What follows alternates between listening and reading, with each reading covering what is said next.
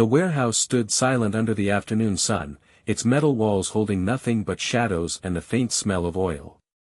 No one expected to find life in a place like this. The man was only there to check inventory, walking between rows of crates and forgotten equipment when he heard it. Not a sound exactly, more like the absence of one. A stillness that felt wrong.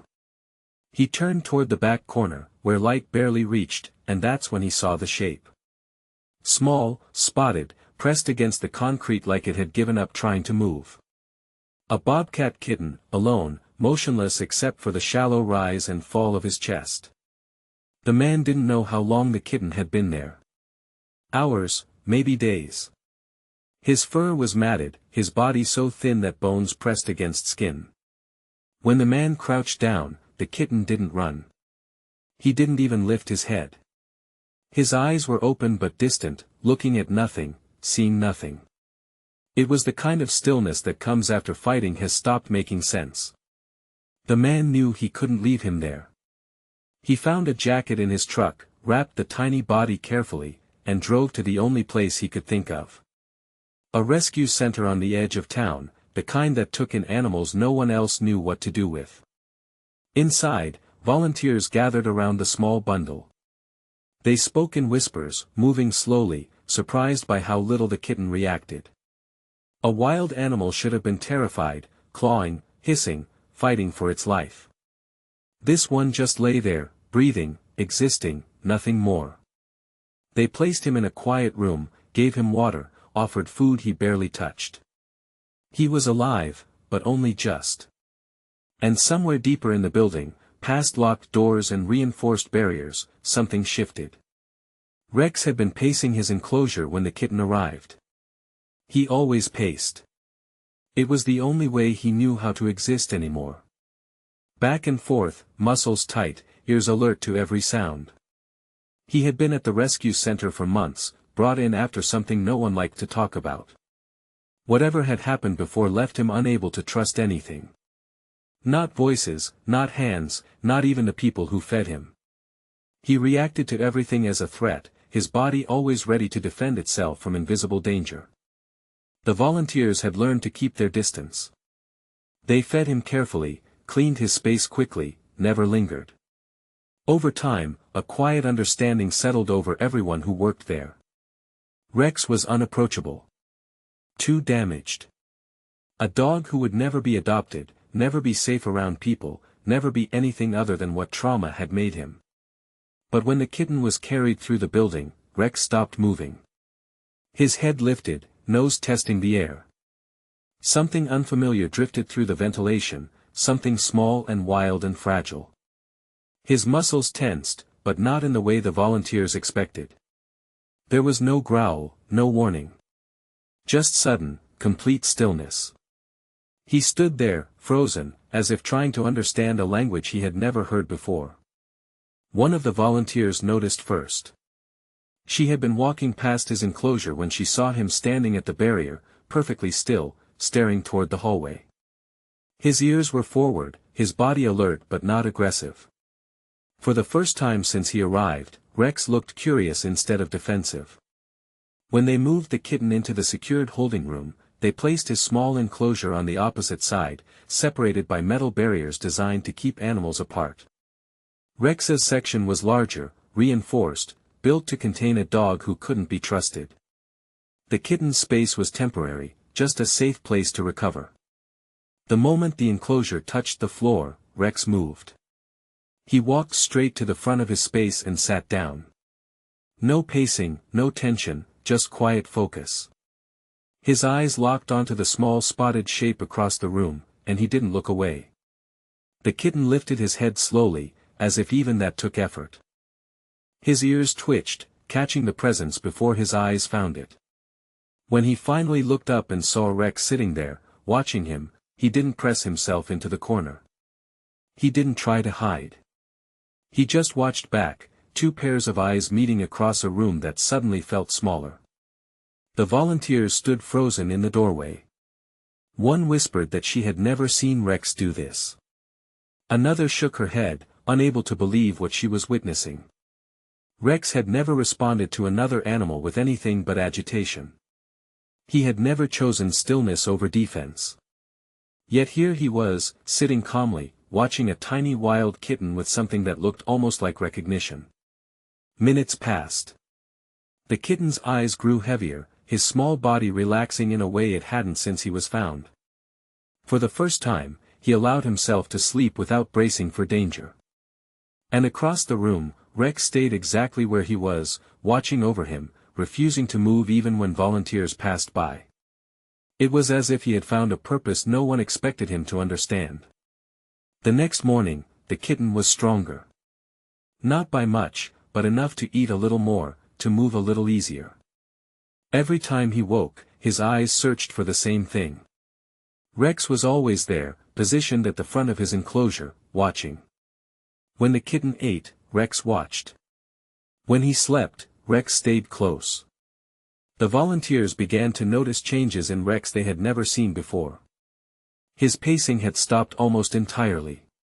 He no longer tensed when people walked past. One volunteer, a woman who had always been afraid to approach him, found herself standing closer than she ever had. Rex glanced at her, then back at the kitten, as if to say he had more important things to focus on. She whispered to him softly, testing the waters. Rex's ears flicked, acknowledging her, but he didn't move away. It wasn't trust, not yet, but it was the beginning of something. Later that week, they moved the kitten's enclosure even closer. The moment it was set down, the kitten pressed himself against the bars, as close to Rex as he could get.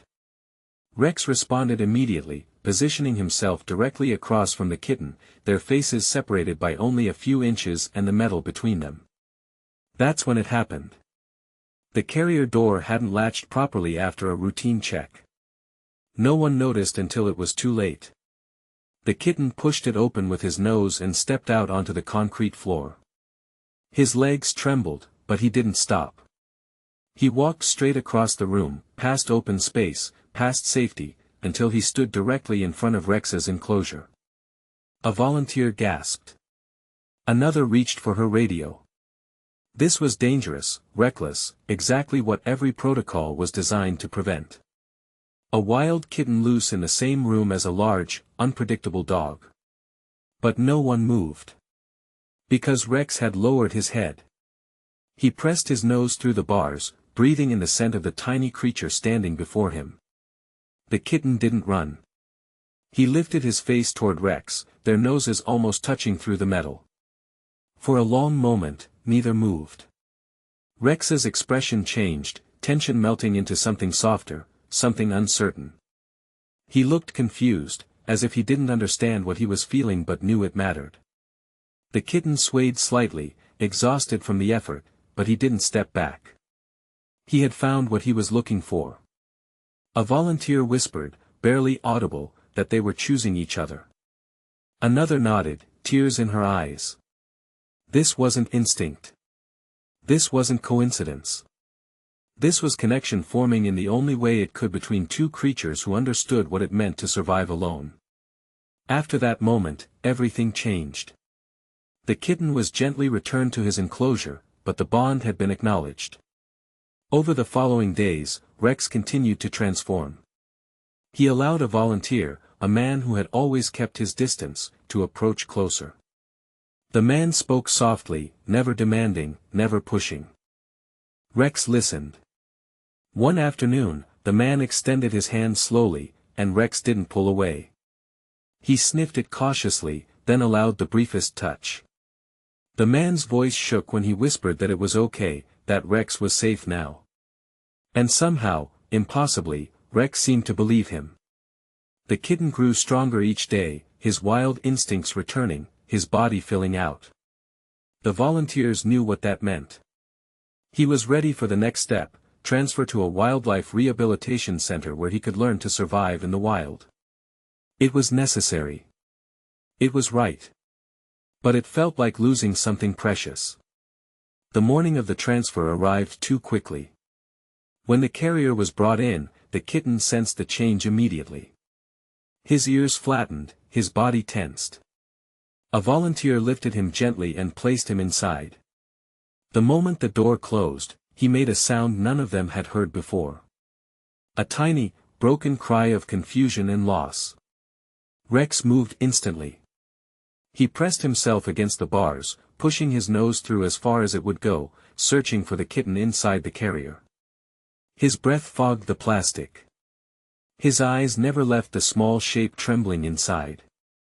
The kitten pressed his face to the mesh, their noses almost touching through the barriers between them. He made another soft sound, and Rex answered with a slow, steady exhale. A volunteer covered her mouth, tears streaming down her face. Another whispered that Rex understood, that he was saying goodbye. When the carrier was lifted, Rex leaned forward, straining against the bars, watching until the kitten disappeared through the door. He stood there long after, staring at the empty space, silent and unmoving. The man who had been working with Rex stood beside the enclosure, his hand resting gently on the metal.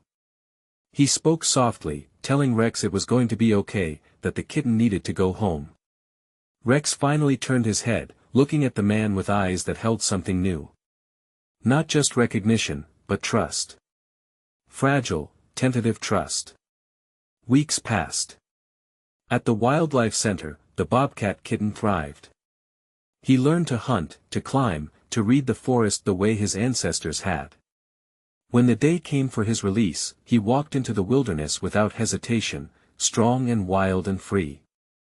Back at the rescue, the man filled out adoption papers with shaking hands. Rex stood beside him, calm and steady, ready to leave the only place he had known since trauma had redefined his life. He walked out beside the man, his steps matching perfectly, no fear, no hesitation. Just quiet acceptance. In his new home, Rex learned what safety felt like. He learned that not all hands hurt, that not all voices meant danger. And on quiet evenings, when he rested his head on the rug beside the man who had chosen him, there was peace in his eyes that had never been there before. Two lives, forever changed by a brief intersection. One returned to the wild. One found a home. Both saved by a bond that taught them how to trust again, how to survive long enough to become who they were meant to be. Sometimes the greatest gift we give each other is not permanence, but the strength to move forward. Sometimes love means letting go so both can finally be free.